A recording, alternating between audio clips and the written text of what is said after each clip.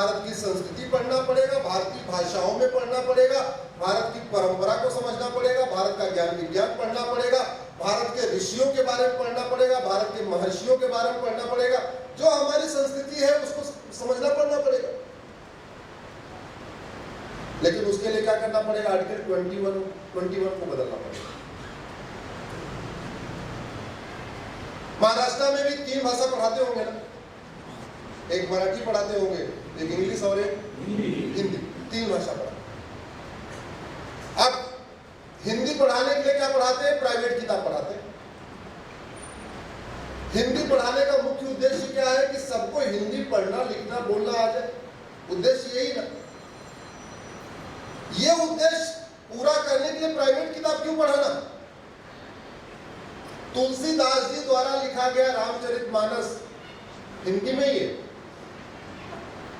अगर हिंदी सिखाने में रामचरितमानस पढ़ाया जाए, रामचरितमानस में 7 अध्याय है, अगर एक अध्याय एक क्लास में पढ़ाया जाए, यानी 7वीं 8वीं पास करते करते बच्चा पूरा रामचरितमानस पढ़ चुका होगा, हिंदी भी सीख चुका होगा, ग्रामर भी सीख चुका होगा, भगवान राम का चरित्र भी सीख चुका होगा, राम भरत कैसे रहते थे, राम लक्ष्मण कैसे रहते थे, भगवान राम अपने पिता का कैसे सम्मान करते थे, माता पिता की कैसी देखभाल करते थे, सब कुछ सीख जाएगा। राम राज्य क्या है वो भी सीखेगा। तो प्राइवेट किताब पढ़ाना चाहिए, रामचरितमानस पढ़ाना चाहिए, जोर से बोलिएगा। अंग्रेजी सिखाने के लिए प्राइवेट किताब क्यों पढ़ाना भैया? अरे ये उद्देश्य यही ना, उसको अंग्रेजी लिखना पढ़ना बोलना आ जाए। हमारी भगवत गीता अंग्रेजी पूरी दुनिया में पढ़ाई जा रही है ना हमारे पास।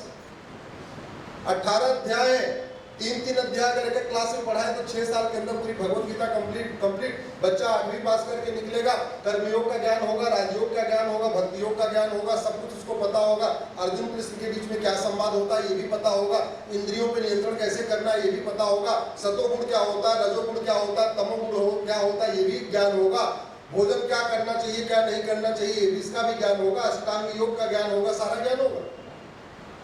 तो प्राइवेट किताब पढ़ाने से बच्चे का ज्यादा विकास होगा या भगवत गीता पढ़ाने से ज्यादा होगा?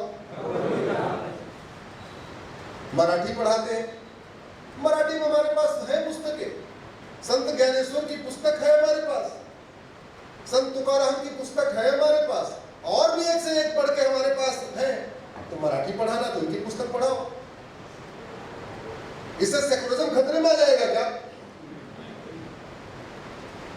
लेकिन ऐसा सेकुलरिज्म का पाखंड निकाला हुआ है कि कुछ भी करो कहते हैं सेकुलरिज्म खतरे में, भगवा कपड़ा पहनो कहते हैं सेकुलरिज्म खतरे में, भगवान राम की बात करो कहते हैं सेकुलरिज्म खतरे में, कोई भी राष्ट्रहित की बात करो कहते हैं सेकुलरिज्म खतरे में।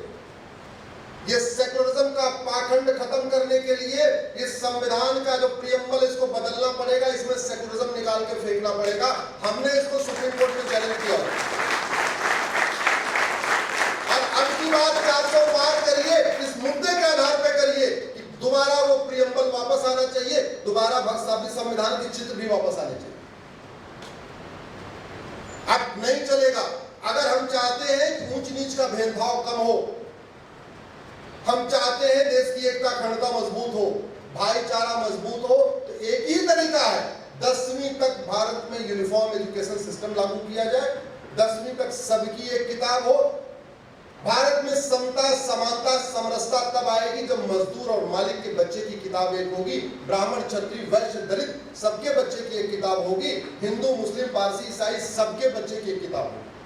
भारत में समता समानता तब आएगी जो बच्चा महाराष्ट्र में पढ़ेगा वही किताब गुजरात वाला पढ़ेगा, वही बंगाल वाला पढ़ेगा, वही तमिलनाडु वाला पढ़ेगा। अलग अलग क्यों पढ़ाना? अल्टीमेटली 12वीं के बाद उसको कंपटीशन देना है, कंपटीशन देने में पेपर तो अलग अलग नहीं आता। आखिर इंजीनियरिंग का एक ही पेपर है ना, नीट का एक ही पेपर है, जेई का एक ही पेपर है, एनडीए का एक ही पेपर है, क्लैट का एक ही पेपर है। 12वीं के बाद सारे पेपर एक है। अगर उस दृष्टि से भी देखिए तो अगर 12वीं के बाद सारे कॉम्पिटिटिव एग्जाम के पेपर कॉमन है, एक ही पेपर है, तो फिर सीबीएसई अलग क्यों पढ़ाए, आईसीएसई अलग क्यों पढ़ाए, महाराष्ट्र बोर्ड अलग क्यों पढ़ाए, यूपी बोर्ड अलग क्यों पढ़ाए, बिहार बोर्ड अलग क्यों पढ़ाए? ऐसा तो नहीं कि अलग अलग पेपर आ रहे कि भैया अगर आपको इंजीनियरिंग का पेपर देना है तो महाराष्ट्र के लिए एक पेपर नया बनेगा, दूसरा बनेगा, बनेगा और सीबीएसई के लिए अलग बनेगा, यूपी बोर्ड के लिए पेपर अलग बनेगा। इस अलग अलग पेपर के चक्कर में क्या हो रहा है, बच्चा कितना भी टैलेंटेड हो, जब तक वो कोचिंग नहीं करता वो कोई एग्जाम नहीं क्वालिफाई कर पाता। आज की डेट में बच्चा कितना भी टैलेंटेड हो, बिना कोचिंग लिए ना वो नीट क्वालिफाई कर पा रहा है, ना वो जेई क्वालिफाई कर पा रहा है, कुछ कर ही नहीं पा रहा है। तो फिर सिस्टम ऐसा करो, जो पूछना है वही पढ़ाओ और जो पढ़ाते हो वही पूछो। मानते नहीं मानते? और सबको एक पढ़ाओ। ये जो दुनिया भर का कॉन्फ्लिक्ट चल रहा है ना, उसका समाधान है समान शिक्षा। लेकिन समान शिक्षा लागू करने के लिए संविधान का आर्टिकल 21A बदलना पड़ेगा और एक एक्ट है, कानून, उसका नाम है राइट टू एजुकेशन। आपको पता होगा राइट टू एजुकेशन, उसमें भी एक शब्द जोड़ना पड़ेगा इक्वल, उसको बनाना पड़ेगा right to education, equal education. 3 भाषा पढ़ाइए, 3 भारतीय भाषा, लेकिन भारतीय भाषाओं में भारतीय किताब पढ़ाइए, विदेशी किताब मत पढ़ाइए। लेकिन वो तभी हो सकता है जब लोकसभा और राज्यसभा में टोटल 521 सांसद हो। राज्यसभा में 117 है, तो लोकसभा में कितना चाहिए अब की बार? अब ये 400 पार होगा कैसे? इतने लोगों से थोड़ी हो जाएगा जितने सामने बैठे हुए। 400 पार कैसे होगा? कितने लोग फेसबुक यूज करते? सब लोग करते। मैं आज आपको एक नुस्खा बताता हूं। जैसे सुभाष जी बैठे हैं मेरे सामने, मेरा कार्यक्रम करा चुके हैं सुभाष जी पहले। अब आप 5000 सुभाष नाम के लोगों को फेसबुक फ्रेंड बना लीजिए। नवीन जी बैठे हुए किधर गए? दिखाई नहीं दे रहे। तो 5000 नवीन अपने नाम बना लीजिए। मैं कह रहा हूं अपने नाम से 5000 लोगों को जोड़ लीजिए, अपने मिडिल नाम से 5000 को जोड़ लीजिए, अपने सरनेम से 5000 को जोड़ लीजिए, या नाम है आपका राम कुमार भोसले तो 2000 राम को जोड़ लीजिए, 1000 कुमार को जोड़ लीजिए और 2000 भोसले को जोड़ लीजिए। हो सकता है नहीं हो सकता? 5000 लोग जोड़ सकते हैं ना? भारत में 50 करोड़ लोग फेसबुक यूज करते हैं, ट्विटर यूज करते हैं केवल 5 करोड़, इंस्टाग्राम यूज करते हैं केवल 5 करोड़, और फेसबुक कितना यूज करते हैं? 50 करोड़, 10 गुना ज्यादा।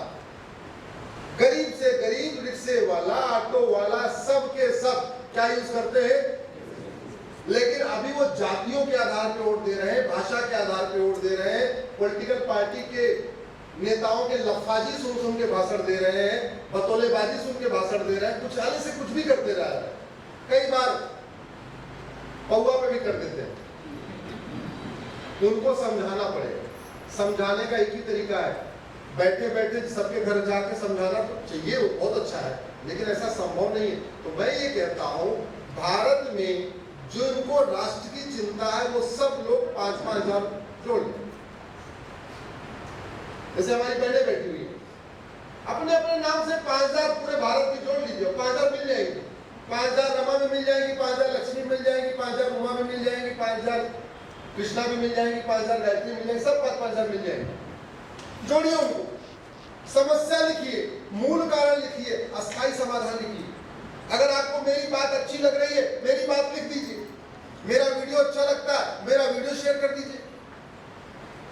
ग्रेजुअली, धीरे धीरे धीरे धीरे एक समय ऐसा आएगा, ये 50 करोड़ फेसबुक वाले सारे एक साथ मत वोटिंग करना शुरू कर देंगे, 100% वोटिंग करना शुरू कर देंगे, बिना बटे हुए वोटिंग करना शुरू कर देंगे। और बिना बटे हुए वोटिंग करना शुरू कर दिए तो 400 पार क्या 450 पार भी हो सकता है। तो टेक्नोलॉजी का उपयोग करिए, फ्री का डाटा का उपयोग करिए। अंबानी जी को धन्यवाद देते रहिए, उन्होंने डाटा फ्री कर दिया था, उसका बहुत बढ़िया काम चल रहा है भाई। सबसे पहले उन्होंने फ्री किया, बाकी लोगों ने बाद में किया। उन्होंने फ्री नहीं किया होता तो बाकी लोग फ्री नहीं करते। अगर डाटा फ्री नहीं होता, 300 रुपए का 1 GB डेटा खरीद के सब काम नहीं होता। तो जब फ्री में मिल रहा है, फ्री का पूरा उसको यूज करिए, राष्ट्रीय हित में उसको यूज करिए। भारत के, मेरा ये मानना है कि राष्ट्र निर्माण के लिए जो सबसे ज्यादा आवश्यक है, देश की एकता अखंडता के लिए जो सबसे ज्यादा आवश्यक है, समान शिक्षा लागू किया जाए, 1 नेशन 1 सिलेबस लागू किया जाए। और ये संभव है अगर एक रेलवे बोर्ड दिल्ली में है और उससे पूरे देश में रेलवे चल सकती है, तो एक एजुकेशन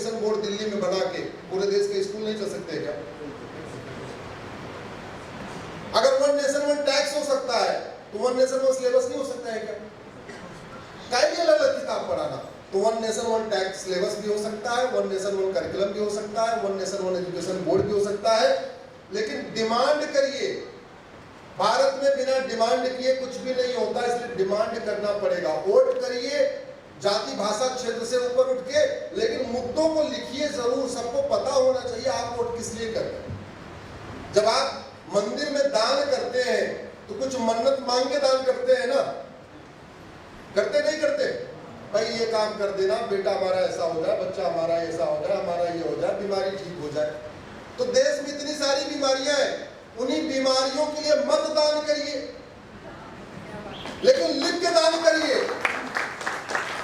ये तो मैं मतदान कर रहा हूं, ये यूनिफॉर्म एजुकेशन सिस्टम लागू करने के लिए कर रहा हूं। और रामचरितमानस अगर आप उठा के पढ़िए, उत्तरकांड में लिखा हुआ है, जहां राम राज्य का वर्णन है, उसमें चौपाई है, सब नर करहि परस्पर प्रीति, चलहि स्वधर्म निरत श्रुत नीति। इसका मतलब भगवान राम के टाइम में सब लोग परस्पर प्रीति करते थे और अपने अपने स्वधर्म का पालन करते थे। वो तभी हो सकता है, परस्पर प्रीति तब करेंगे जब सबकी समान शिक्षा होगी और कानून का खौफ होगा।